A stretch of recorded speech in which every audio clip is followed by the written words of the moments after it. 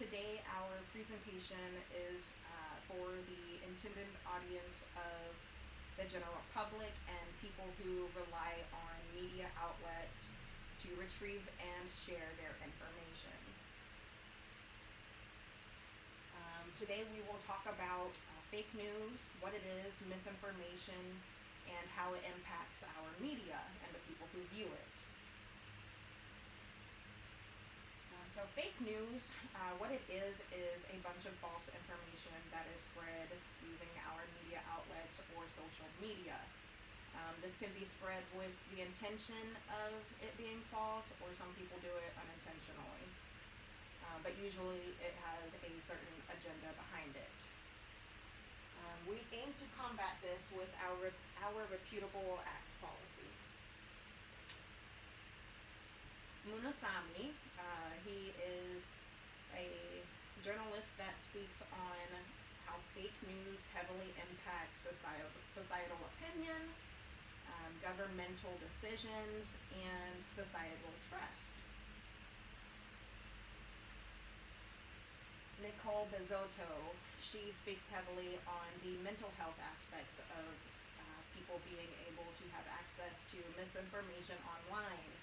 We have people who self-diagnose themselves with a bunch of anecdotal information online, and is not actually going through a doctor. A lot of people with mental health issues are very vulnerable to believing what they read online as fact.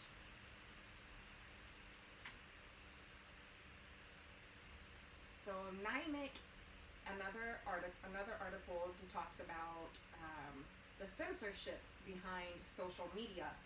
I don't care what anybody says, social media is not media.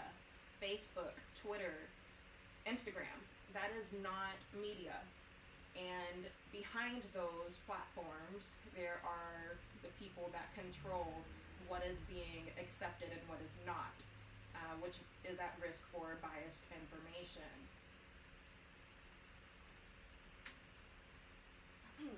The other areas that is impacted by misinformation is the stock markets. Lots of false stock market articles are on the web, and people believe it. Fong highlights on that, and he discusses the SEC's crackdown. There's a graph that presents it, cracks down on people who are scamming others, and it proves that misinformation is out there with the agenda on hurting people for their own personal gain. Linus, an author discussing the disinformation about climate change. We have a lot of climate change disbelievers.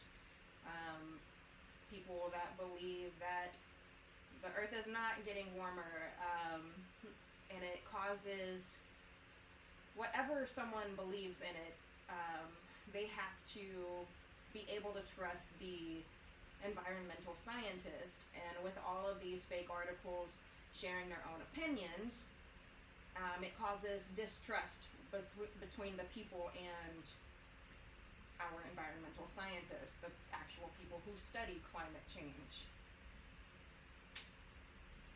So what's there to do about? I would say the number one thing is make yourself responsible. Hold yourself accountable. Do not spread false news. Do not spread misinformation. And if you see someone else doing it, call them out. Let them know that, hey, this is actually not factual, and back up your own claim. So we go to our Reputable Source Policy Act. This is a policy basically requiring all industries, all fields, medias, influencers to cite their work. We need to build back trust with the people and the media and its viewers. If there is a failure to comply, there will be repercussions and consequences of, let's say, license licenses can be revoked, termination, and possible fines. And why we need the policy. Nyabola, another journalist, discussing that we cannot rely blindly on people to just inform the public with facts.